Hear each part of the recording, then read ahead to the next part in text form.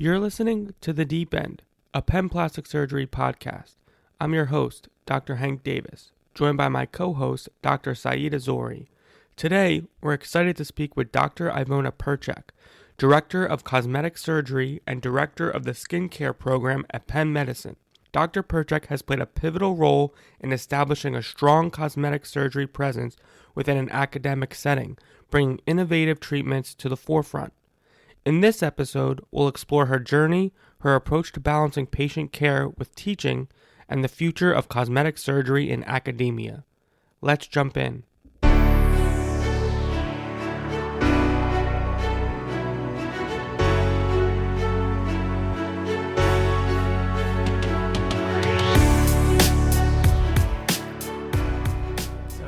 Dr. Percec, thank you so much for joining us and welcome to The Deep End.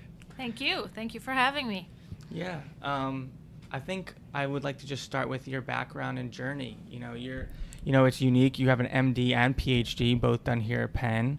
You did your residency here and stayed on here. What got you into plastic surgery and what made you want to pursue a PhD and all that?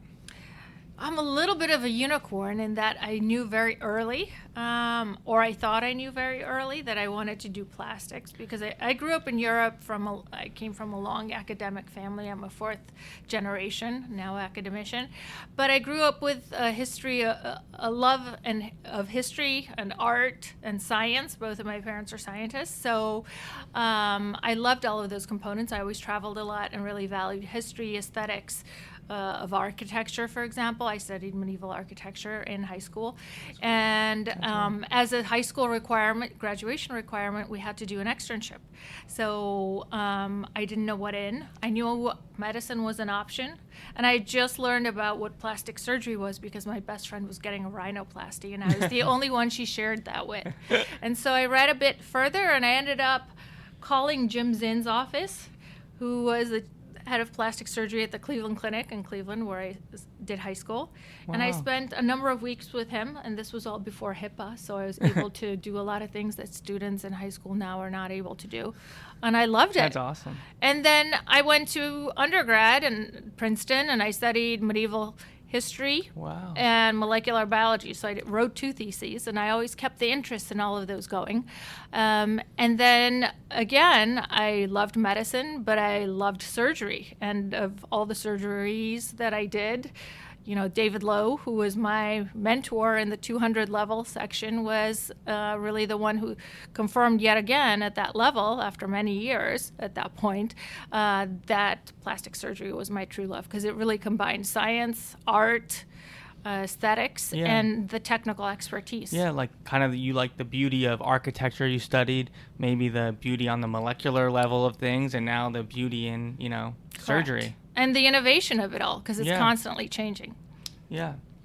When did you decide, how far into your training did you decide cosmetics? I know we just talked about you love beauty, but, plastic surgery is a huge umbrella. How did you decide cosmetics? Well, the face was always my primary interest because I think it really reflects the identity of the person. So when I came into plastics in my medical school and residency training, we had the fathers of craniofacial surgery here. So it was people like Dr. Whitaker, Dr. Bartlett, Dr. LaRosa. And so I was exposed to them much more so than anything else. And then aesthetics of the face really became a natural extension of that, and is a natural extension of that. And so that really spoke to me much more closely than anything else. Wow. Yeah, and then that kind of begs the question, because someone as a medical student, now a young resident, I feel like most people in my position think of cosmetic surgery as, if you want to pursue that, you have to go into private practice. So one of the things that we wanted to talk to you about is, not only are you a leader in cosmetic surgery, but you're also a leader at an academic institution in cosmetic surgery. How do you do that? What's the difference between the two? And was that always your plan? True. It is unusual to be an aesthetic surgeon in an academic practice. It is nowadays. I shouldn't say it was historically. Okay. I think it's changed over the course of time as academic institutions, administrations, and many other regulatory factors have limited the amount of practice that can be done at the aesthetic level. But I think for me, it was really important to stay in academia because I'm really dedicated to research. I think we have to innovate, whether it's basic science or clinical research. And I think we have to continue educating our medical students or residents. And if we can't do it here at Penn, then we can't do it anywhere. So this is the best place to do it. And so for me personally, it was very important. But it is tough. There are a lot of limitations that you have to deal with. But, many people leave academia to do aesthetics because it is financially much more rewarding. Yeah, that's an important topic. It is, that's the reality, it's true. But there are also many other components of academic stability that are beneficial. For me, for example, it was important to have the stability of being in one place, of having the longevity, and because I wanted that for my family. And it was intimately tied to research. But for many residents, such as yourself, who are considering aesthetics, I think there are two options available. But the academic institutions really have to go back and recommit, I think, to maintaining the integrity and rigor of aesthetic education. And that's one of the things that we talk about in many of the forums. And I think Penn is at the forefront of that, especially with our chief resident clinic, which I know you're the director of, and you're also the director of the skincare program. Can you talk a little bit about what those two things are? Sure. So when I started my attending position here, really the cosmetic surgery was surgery and skincare. And Dr. Whitaker really believed in the value of skincare. If you don't have the envelope that is idealized and optimized, you're not going to have a good face result, right? You can have a perfect surgery and a perfect surgery technique, but if the skin isn't good, it's not going to reflect well. So that was always historically a strong aspect of Penn plastic surgery. When I started, there were very few adjunct procedures such as injectables, and so I added that component to the practice and maintained the strength of both the surgical, the skincare program, and now the injectable and other device entities. Because what's happened to the field is that it's evolved very quickly, both at the addition of a lot of different interventions, procedures, but also our patients have become much more savvy over the course of time, and they want an integrated approach, and I think we have to deliver that to them. So you have such a vast knowledge in all of this aesthetic skincare products. I know with my little conversations with you from time to time, which products do you believe in and do you use? Good question. So I try everything. Everything that we carry here has been vetted by me personally. I read all the research studies. I try the products. Our staff tries the products. If the companies aren't willing to allow us to do that, then it's a no-go for us. But I think what we've learned over the course of time, and more recently, I would say in the last 3 years or so, is the importance of the skin biome. So much like the gut biome, the skin biome is very intricately connected with our overall health, but also our skin health. So you have to restore that first. And we have a skin biome regimen. I don't know if I can say brands here. I don't represent them or have any interest in them. But establishing the good skin health is critical. So the skin biome is our first line of defense. That with SPF. Once you know that your skin biome is stable, then that means your inflammatory markers are way diminished. So what do you use for that? It's a regimen called BioJuve. Right. It's actually active microbes that you put on your skin. Wow. And it restores the balance. I wouldn't say need. I just cover it up with a beard. So yes. We can fix that. Okay, so what else? So once you have that under control, then you add your active ingredients, right? Your retinoic acid, so either retinol or Tazorac, which is a retinoic acid that I like.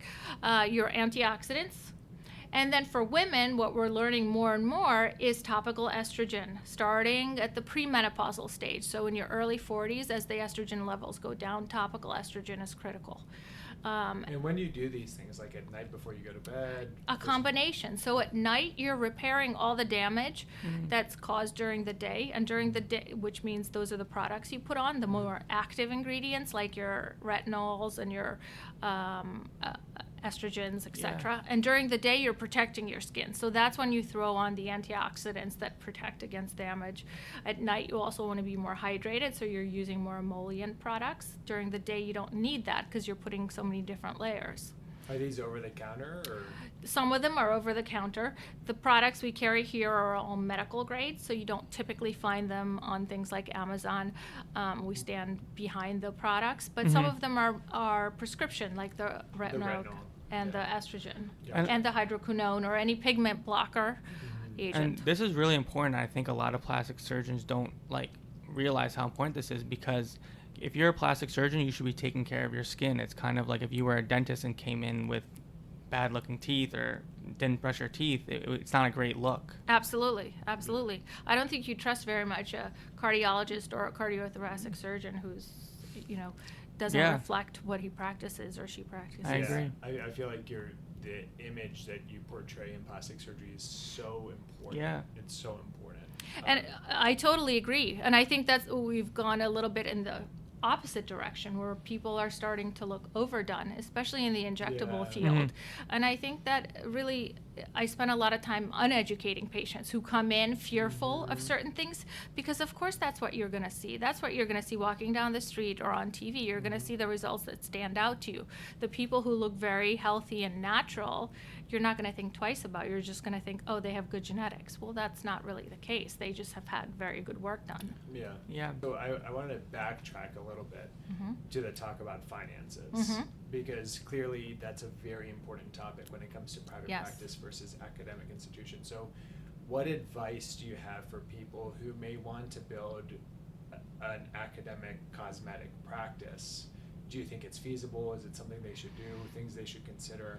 I think it's feasible, and Penn is a little bit different than most institutions in that it doesn't typically allow hybrid systems where you're both a primary faculty here but also have an independent, financially independent private practice. Many institutions do allow that. So I would seek out, if that's what you're aiming for, I would seek out an institution, for example, UT Southwest or many other institutions have the hybrid model, where you can still be a faculty member, but you run your practice independently. Interesting. Yeah. And I think you were kind of ahead of your time. I also talked about this with Dr. Whitaker on our podcast with him when he started the Center for Human Appearance. It was back at a time when it was taboo to kind of talk about appearance. Doctors didn't advertise like they do today. Cosmetics wasn't talked about. And now fast forward, our most academic meetings have sections dedicated to it. Our most academic journals have sections dedicated to it, and you kind of got into the academic and cosmetic realm way before, and now we're kind of moving back into that direction where everybody wants to get in on that, have their own residents choose programs based off of their chief resident clinic. How much because that's a way for you to get in and have autonomy and kind of act like an attending before you graduate. And I just want to commend you for that. Oh, well, thank you. I think it's a really important value, and I think you're right. As we're seeing for undergrad institutions, right, students and parents are looking at ROIs out of an undergrad education. What are these kids coming out of college, what are they making in their first job? So those numbers are real, and I think we're going to see a similar trend in residency programs where the residents want to look specifically, where are they coming out of these institutions and where are they going and what are the range of salaries? What kind of value are we giving them? One of the things I'm talking about on Thursday during my grand rounds is the value of education and looking at all of these things. And I think it's really important to talk about the business side of plastic surgery. Aesthetics is a natural discussion, right, because it's largely a cash-based practice.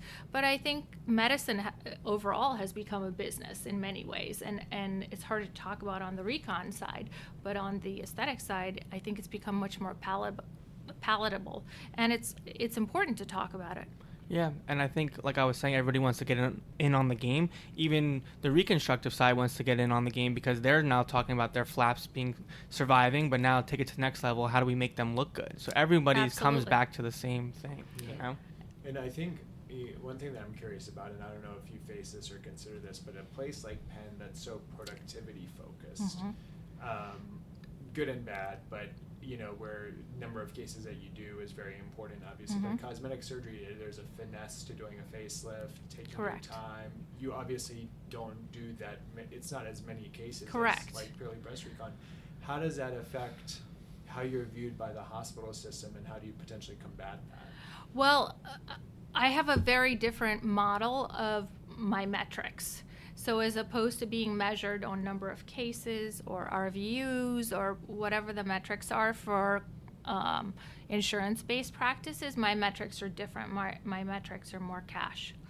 And so it could be that I do one facelift for $50,000 versus 2.5 facelifts for the same amount. It's the overall amount that's important. So for me, it gives me the freedom to really treat patients in a very tailored fashion, because I don't do the same facelift on two patients. It allows me to customize everything that I do, because I'm not bound by those numbers. Yes. Because ultimately, in the end, I know I have to bring in X. And so I can allocate that in whatever fashion I think is best. That's helpful. Cool. Looking ahead and forward, where do you see the future of cosmetic surgery going? Oh, I think about that all the time, because I think of all the fields of medicine, it's probably the fastest changing, highest evolving field. I mean, there's so many different aspects to it in terms of, and I'm speaking about this on Thursday, in terms of health span optimization, in terms of social media and the social culture changes that we've experienced, the adoption of AI and how that's changing the way that private practices, at least, and we're probably way behind the ball on this, are using AI to generate not only new patients, but also manage and look at their ROIs and all of those components and optimize their practices and the patient experience. So there are many different things, and that doesn't even include all the new tricks and tools and that we have that are constantly changing. We have new indications for toxins all the time, new indications for fillers, new fillers coming on the market, new devices. Really, the surgery component has not been changing as much as all the components around it. So basically safety and in anesthesia, the way we treat patients, the way they come out of anesthesia, and we minimize all of those side effects. But it's changing so quickly, and I think the way of the future is really regenerative approaches to our tissues, both from an aesthetic and a reconstructive standpoint. Cool. And your PhD background probably helps you think in that mindset. Correct. And I participated in a lot of think tanks on innovation and regenerative medicine and anti-aging and all of those components. And initially, it was all about the stem cells, but we've learned that stem cells can't act in isolation, right? And so we've stepped away from that a little bit and more about tissue regeneration and maintenance. What can we do? Can we identify, let's say, the ideal looking face in a given woman or man's life? Let's say it's at the age of 35. Right there, right? He's at his peak. Yeah. How do we keep him looking like this? We won't talk about the function, but at least looking like this, right? We want to keep you as a snapshot. So if we want to keep you like this, we should started 5 to 10 years ago, right? Yeah. And so we have all the data to look back longitudinally and really understand how things work in the long term. I think neuromodulation is one of those things that's going to see an explosion, because we now appreciate that doing pre-tox or baby tox or whatever you want to call it, preventative toxin is critical for the face and the neck long term. So that's the ideal, is to keep Saeed looking like this. That's awesome. For the rest of his life. Yeah. So talking about that stuff, not about me. Yeah, he loves that topic. Let's just...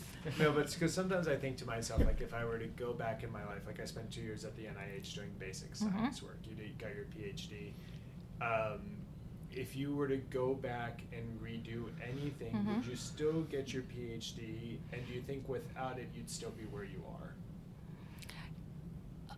I definitely would not be where I am. I don't think I would change anything, right? Because each person's journey is unique. And that was a legit PhD. That So was how a many years legit did that take? PhD, 2 science manuscripts. Oh my Right, gosh. so- but how many years?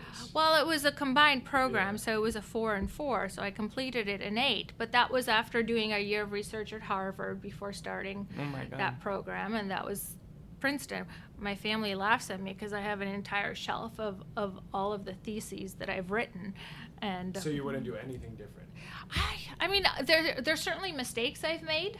Yeah. But you learn from them. I learned from them. That's the story, and I think it takes some time you have to be humble and you have to constantly evolve. But I would not do it any differently because I think it gives me the insight that makes me that unicorn. Yeah. Because very few people have that historical look at things, whether it's Yeah. from science, from art, from history, from different cultures.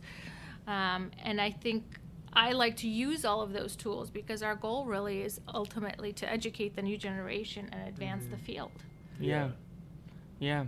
I'm on my trauma rotation. I think I aged about 20 years in 1 week, so I need to start the anti-aging process. You got to shave that beard first. That'll start it. But speaking about educating, the future surgeons, future residents that are going to become attendings, what is some advice that you would give to them? Oh, many pieces of advice, which are easier to give than to take. I would say try to learn as much as possible, even if it's something that you think will have no relevance to your career, because just like in life, you meet somebody you think has no impact on you, and 20 years down the line, they will. So be humble, learn as much as possible, and be thirsty and find your passion and what you're good at.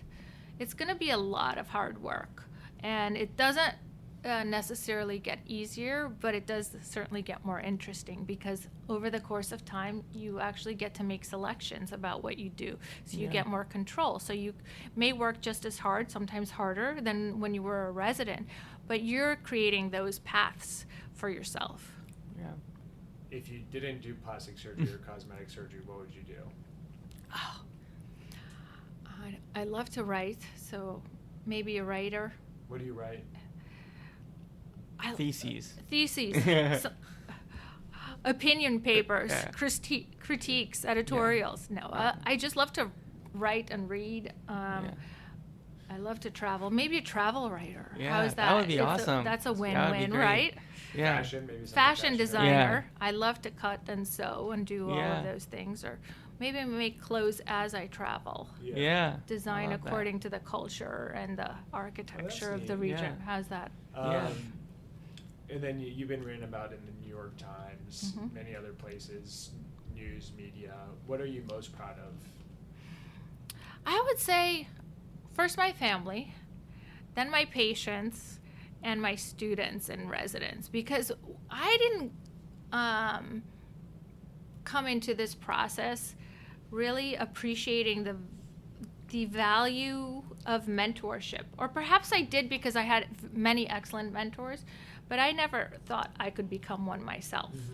It came about in a very organic fashion, and I'm very grateful for that, because one of the residents told me today that they think that I have a project going with almost each resident Oh my ongoing God. right Yeah. now. And it's just, I think sharing and sharing that journey with the next generation is really invaluable. We have a really long project, but it's coming to the end. But it's coming to the end now. Coming to the end in a You good sure? way. In a good way, yes. Okay. Yes, it's good. Yeah.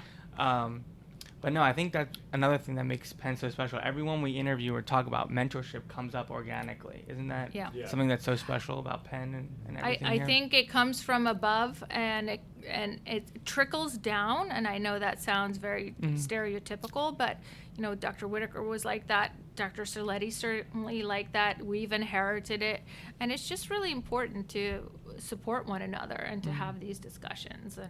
And even though we've grown tremendously, I think we still have pockets of people who spend a lot of time together, and we may not see each other very frequently because we're spread out, but it feels very much like a tight-knit community.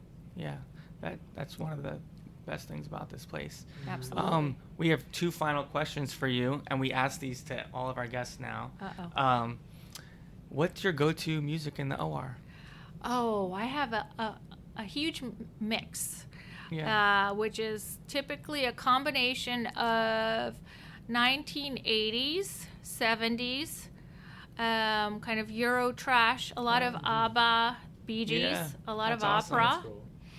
Love that. Julio Iglesias. Oh yeah. And a lot of disco. I love would that. say disco That's was awesome. the predominant. That's great. Yeah. You want to ask the last one? Yeah, I forgot what the The last one. It is, what's your favorite surgical instrument? Ooh, favorite surgical instrument. Botox. Yes. My OR gangster name that I was given by the residents, 30 gauge. Really? Oh, yeah. I love that. Awesome. My favorite surgical instrument, probably an iris scissor. Yes, I agree with that. A sharp A one, good a iris sharp scissor. curved Yeah, yeah. one. Yeah, I love that. Yeah, that's great. Well, thank you so much for joining us. Thank you. This was great. Awesome. That was lovely. Thank you.